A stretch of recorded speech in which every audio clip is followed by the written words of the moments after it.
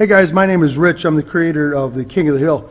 I wanted to make up this little video to explain how the King of the Hill works and how it relates to what we want to have happen on the mound with the pitchers to be able to use their legs. So the first thing is just how the trainer works itself. And the first thing you'll recognize is the top plate and the bottom plate, and there's bearings in between, which makes the top plate mobile, and it moves back just like 3/16 of an inch.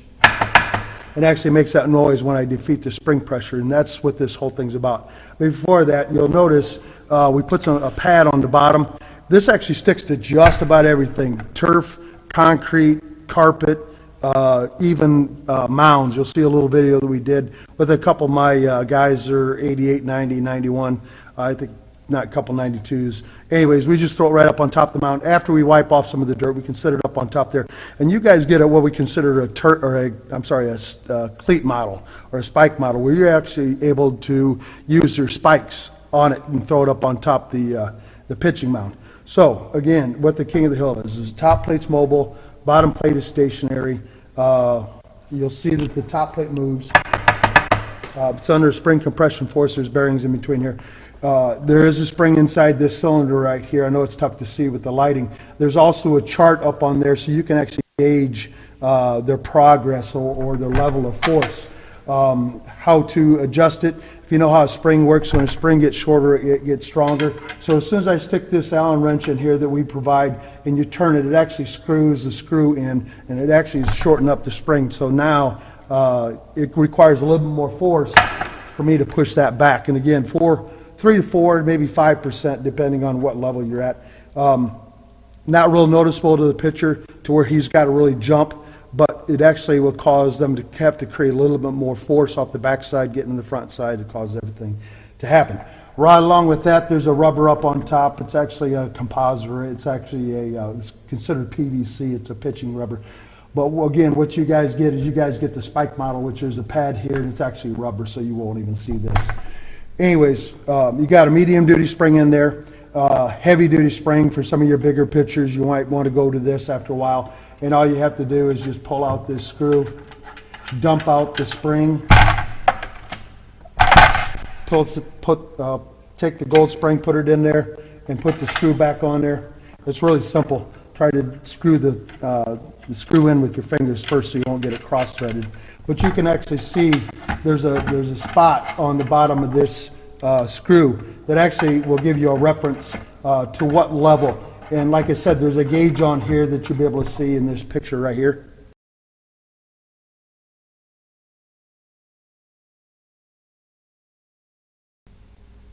Okay, so now you're able to chart or monitor their progress to the point to where a lot of your guys, or majority of your guys, will get up around 5 or 6 or 7 to the point to where that's where it's going to be comfortable, because we want that secondary force later into our stride rather than early, which helps keep the hips closed a little bit longer. So with that said, you kind of get an idea what this is all about. Now I'm going to go to giving you an idea of how it works in the 3 drills I really like. Plus I'm going to include some of the medicine ball drills, because I really like the medicine ball drills, and we have a pole drill that helps create a little bit more separation and still that force off that backside.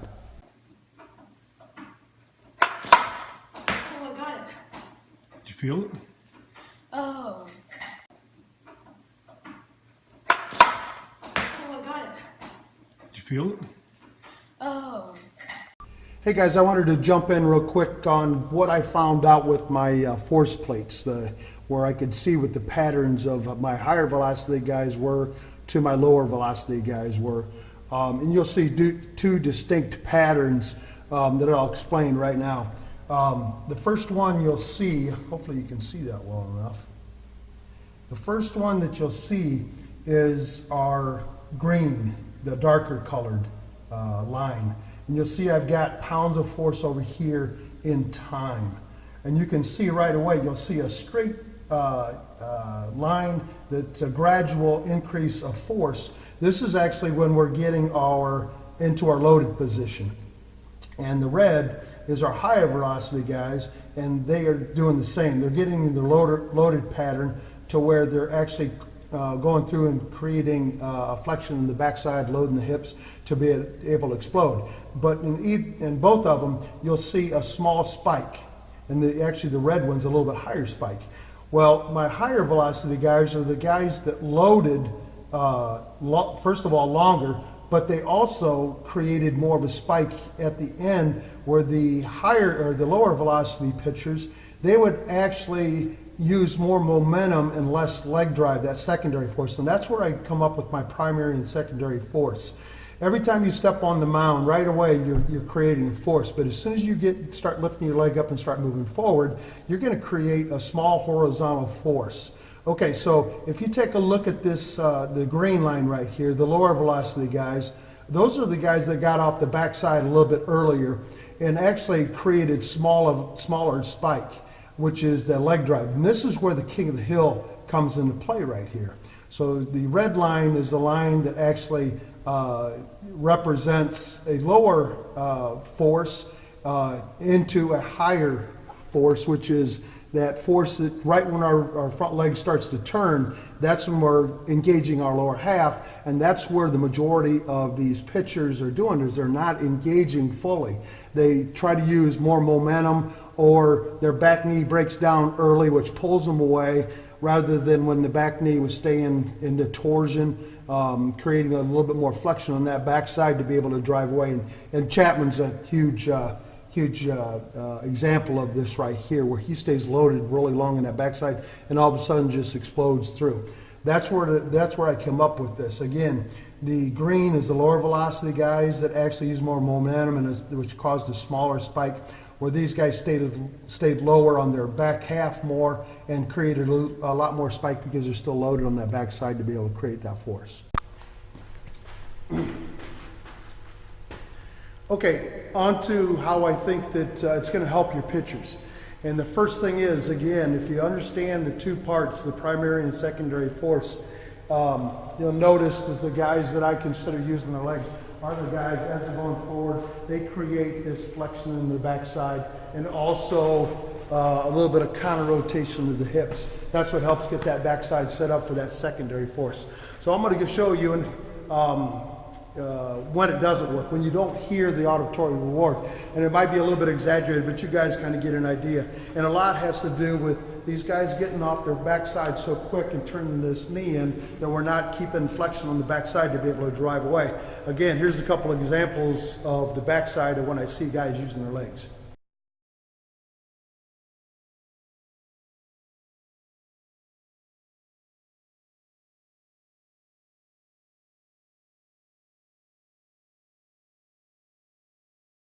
Okay, now that you're seeing that, I'm going to show you again. It might be a little bit exaggerated, but I'm going to pull off rather than create that hip load, stay on the backside, and then drive off.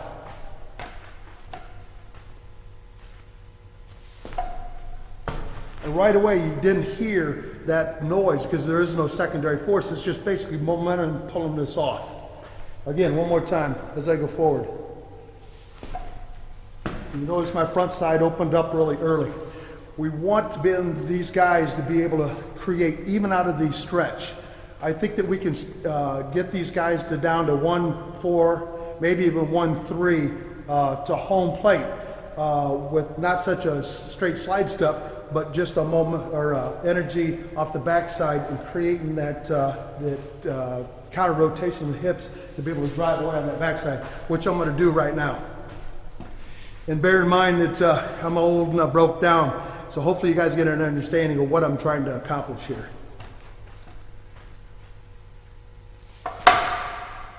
And you hear that noise. That noise is that secondary force, that spike in that little graph that I showed you.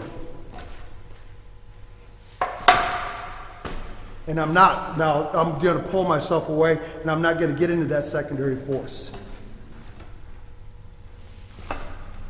And these are the guys that come out of the stretch to do the straight slide step that actually, when they go so quick to get to that front leg, we take our ability, our legs, the ability for our legs to do their job, or that secondary force. Again. That noise right there tells us that we're getting that secondary force, and get these guys to use their legs or create that force. Okay, I'm going to also include some videos with medicine balls and a pole and a big physio ball that will give you an idea of what I like to do with my students. But these three right here are really good ones to at least start off with on how to feel that using that leg and getting that secondary force. Three really simple ones. And the first one, all I'm going to do is place my foot up on top, and it looks like I got it at 2 right now. And this is the blue spring, just to give these guys an idea what it feels like to use that back leg. So the first one is, I'm going to start with the wide base. All I'm going to do is just go forward, back. I'm going to feel that load on that back side, and I'm going to keep that flexion. And all I'm going to do, and then throw. And you can go through dry throws. We use the towel drill. Eventually we throw with baseballs. So again, all I'm doing is starting right here, and I'm just going to go back into my back side a little bit and get them to get that feel of what that back side's supposed to do. One more time. I'm going to go forward, and then I'm going to go back. I'm going to kind of set down a little bit, counter rotate the hips, and go through and then throw. Okay, the second one is getting into that flexion. So I'm going to start with my knee about 100 degrees. If this is 90, this is 100. I'm going to start right here, and all I'm going to do is just go forward and counter rotate. And I like to see the femur start to point back, because that's what tells me I'm staying closed on my front side. So I'm just going to start just like this, turn, and go through the throwing motion.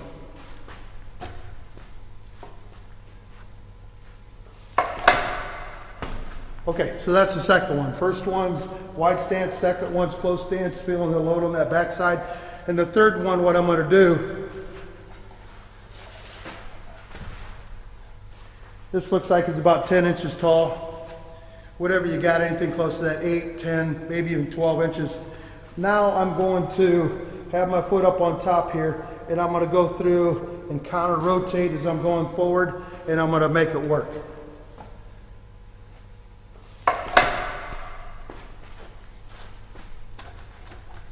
Put my foot up here, lift up as I'm going forward with that hip and counter rotating. Get down in that flexion on that back side.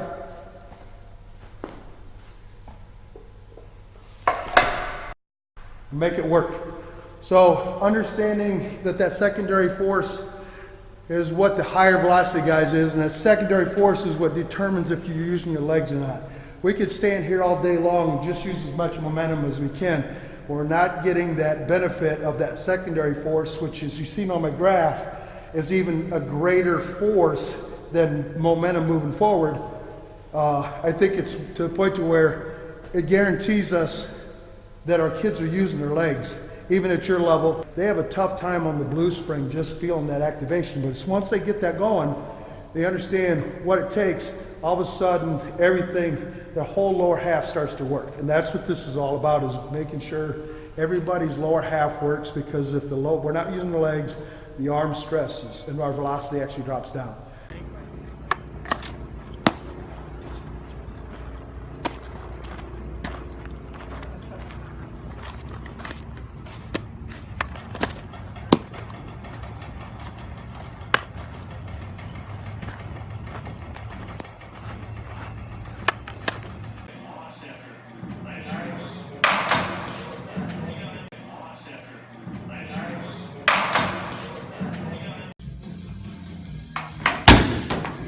You go now. Legs, legs, legs. Good. So in closing, hopefully you guys can see the difference between using your legs and not using your legs. Getting down into that flexion and riding that backside as long as we can.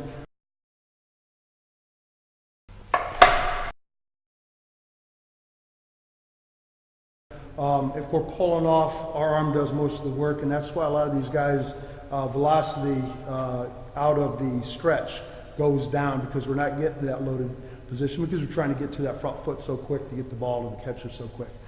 But if we just get them to implement a secondary force, even if they're doing the slide step, break down just a little bit on that backside drive, it's going to help their not only the velocity but arm stress.